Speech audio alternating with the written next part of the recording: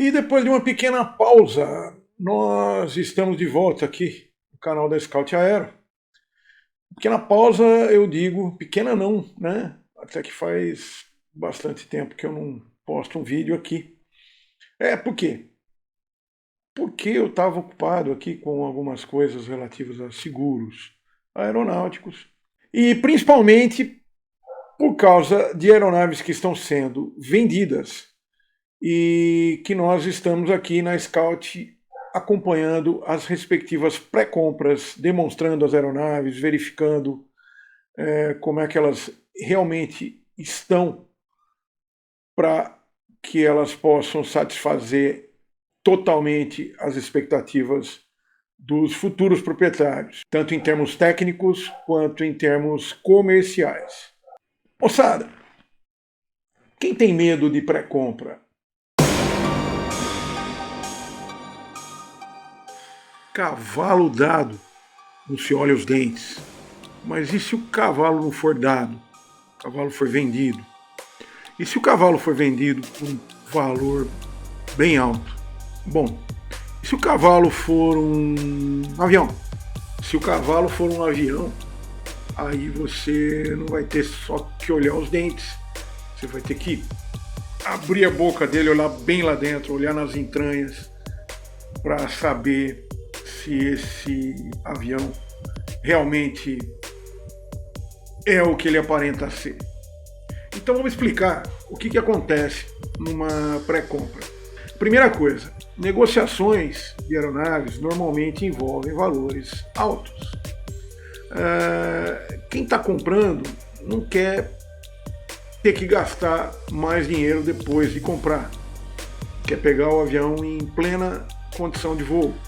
Quem está vendendo também quer proporcionar isso para quem está comprando.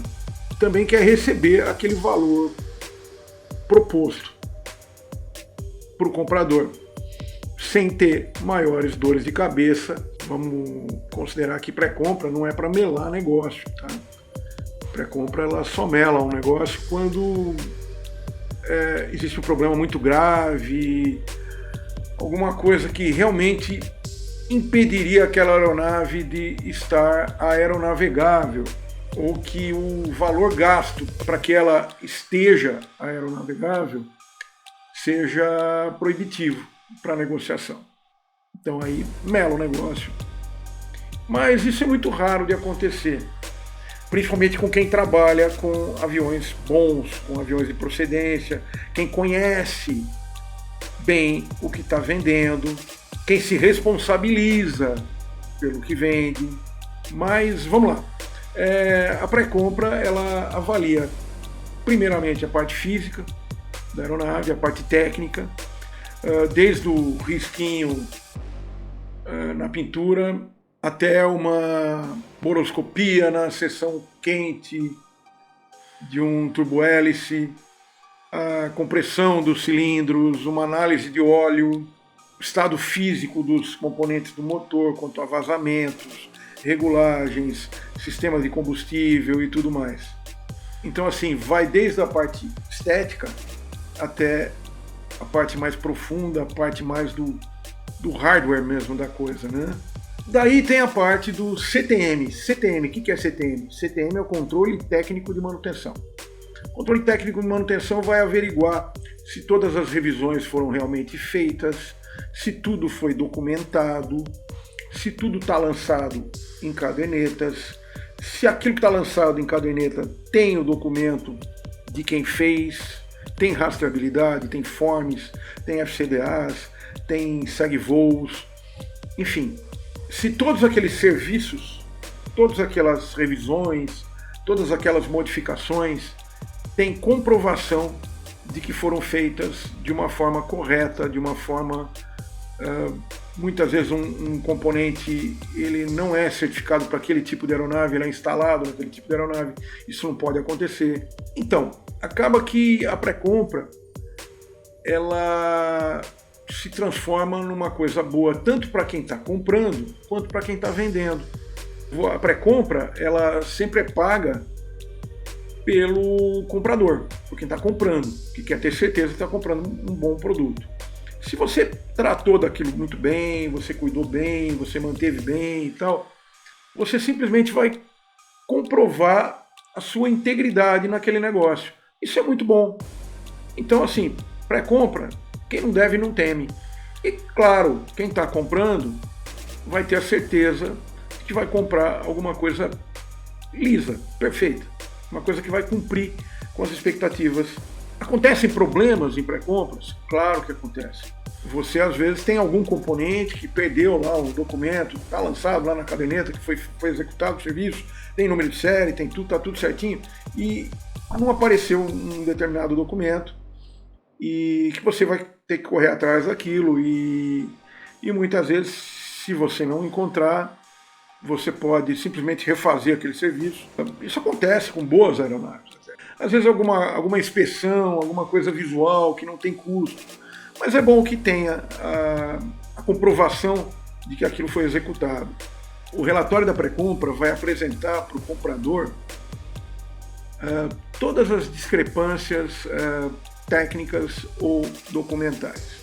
No caso de uma aeronave a pistão, vai aparecer as compressões dos cilindros, de todos os motores, a situação de boroscopia dos cilindros, no caso de um tubo hélice também boroscopia aplicada, tensão de cabos, estado geral dos componentes defletores e sistemas de escapamento, notificações quanto a vazamentos, possíveis vazamentos, enfim, uma boa oficina ela te entrega um relatório de pré-compra bom. O que é uma boa oficina para você fazer uma pré-compra? Uma boa oficina para você fazer uma pré-compra, primeiro, ela tem que ser homologada para aquele avião. Eu tenho visto aí gente fazendo pré-compra com empresas de CTM ou empresas que não são certificadas para mexer naquela aeronave. Como é que você vai entregar um relatório técnico para uma aeronave da qual você não é certificado nem para trabalhar nela? Você não tem manuais técnicos, você não tem pessoal treinado para aquele tipo de aeronave. Como é que você vai fazer isso? Eu tenho visto isso acontecer. Eu tenho visto ali o cara tem um CTM, o CTM verifica cadernetas com FCDAs, com forms, com lançamentos em cadernetas, número de série das peças, dos componentes, dos acessórios. Mas como é que você vai ali abrir um capô de uma aeronave que você não é certificado? Você não tem manual técnico de como mexer naquilo. Você vai ali tirar a compressão de um motor de uma aeronave que você não pode, né? Você não pode. É como você fazer uma manutenção clandestina, é a mesma coisa, né? Vai chamar ali um mecânico, né, para mexer num avião que ele nunca viu na frente. Eu vou lá, é motor, é tudo igual, eu vou abrir, vou medir compressão, depois eu vou tirar a tensão dos cabos de comando. Como é que vai ser? Instalação dos aviônicos, sistema elétrico, como é que vai ser isso? Né? Eu não posso fazer isso se eu não sou homologado para esse tipo de aeronave, para o tipo de aeronave em questão, para o foco da pré-compra. Outra coisa, a pré-compra ela sempre deve ser feita em uma oficina homologada, obviamente, a gente acabou de falar, mas que nunca tenha mexido naquela aeronave. A simples questão de ética, né? A boa e velha ética, né? Se eu levo a aeronave para pré-compra na oficina que sempre mexeu nela, mesmo que ela seja honestíssima, vai existir sempre a desconfiança de que ela vai ocultar o próprio erro dela.